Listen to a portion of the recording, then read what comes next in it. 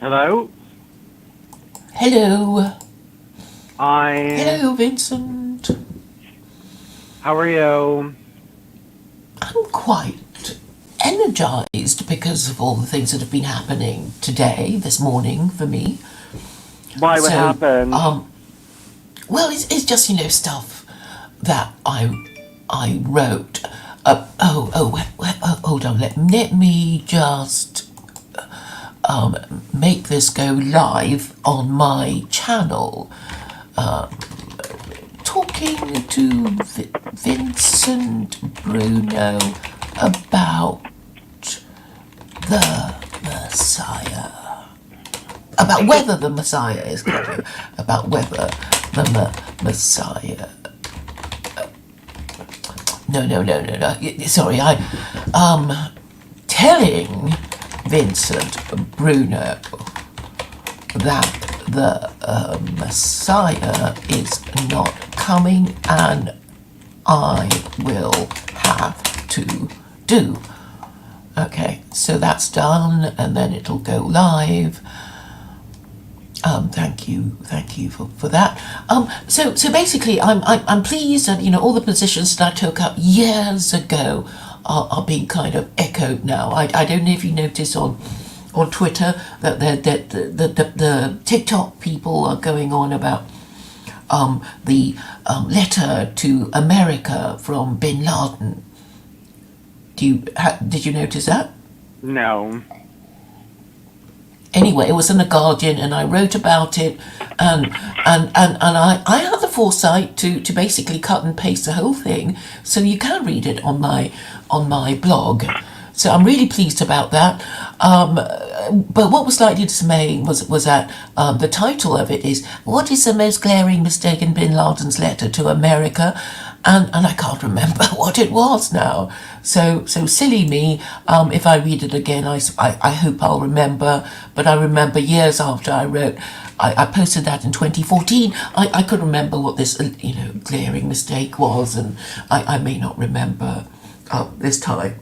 But yeah, and a few people have basically been saying, oh, the Jews will be the new Ukrainians because of the evil American empire using these Israeli Jews to start a war with Iran that will probably go nuclear, and so because other more important people with bigger channels have been saying the same thing, I am pleased. So that's what's been going on. Yeah. I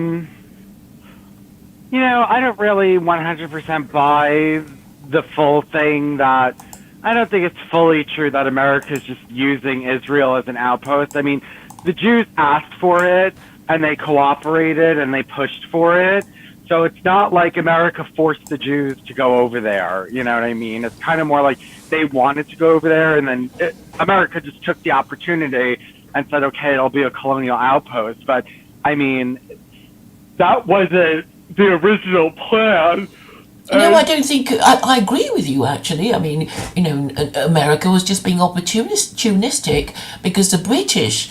This goes back to your British Israelism point, because when the British were in charge of the Palestine Mandate, they were pushing British Israelism. And because basically, I mean, the view is that Anglo-Saxons are well the same race. There's some, on Britain, and there's some, and the Americans who are Anglo-Saxon are also considered Anglo-Saxons, particularly if they're Protestant. And they kind of, they talk about, the Anglo-Saxon Empire.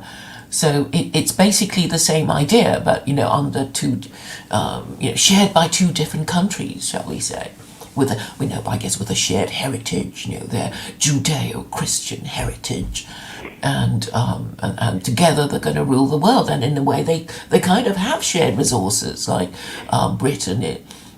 I mean, people don't really accept or know or even think about whether Australasia is British territory, but I'm saying it is. Australia and New Zealand are still British territories, and before the war they were called British dominions.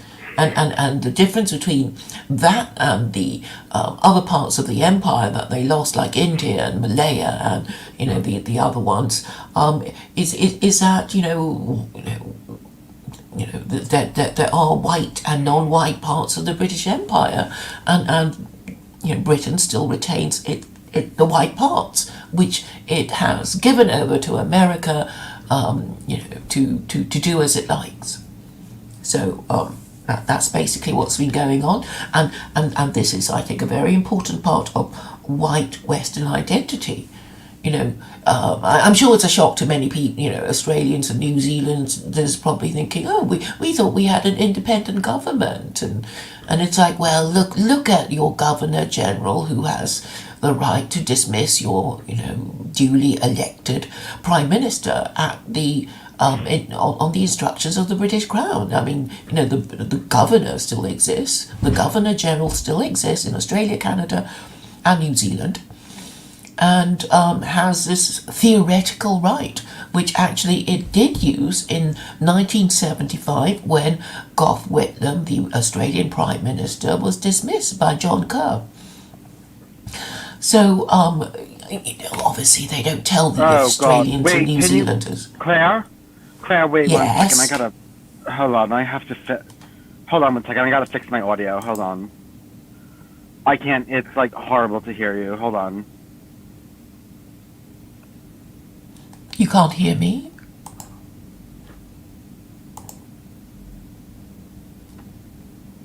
Oh no. It's my fault. Hello? No. Actually, it works. Can you hear me better now? Yeah, I hear you now. Okay. Well, I could hear you, so I hope people could hear the both of us all right. Do you think? I think, yes, I think everyone can hear. Yes, I think everyone can hear. Now I can't hear you very well. You can't hear me? Well, not that well. So you must have done something. Hold on. No, damn, George, it's like, well, he hasn't got anything to say, but okay, do we have stuff to say to each other? Because I've got a load more stuff to say. Well, I'll let him on, but George, can you just wait a little bit? Just wait for Claire to get her point out, and then I'll let you on. Okay, so I'm saying the Jews are, sadly, they're not as clever as everybody thinks they are. In fact, they are just the pawns of the American empire, and they're basically being told to do all kinds of things, and hating on Hamas, and when really they the Americans want them to get really scared and angry, and then say, there, don't worry, we're going to be sending our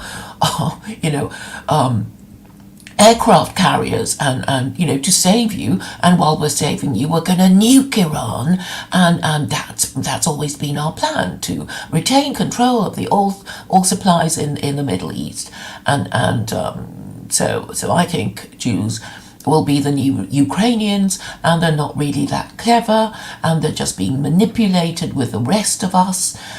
And they should think about, their identity too, because I'm saying that the most important thing for all these countries, in NATO particularly, because they are US vassal states, and I know Israel is not technically NATO, but they're considered a major, ally of NATO, or some technical term like that.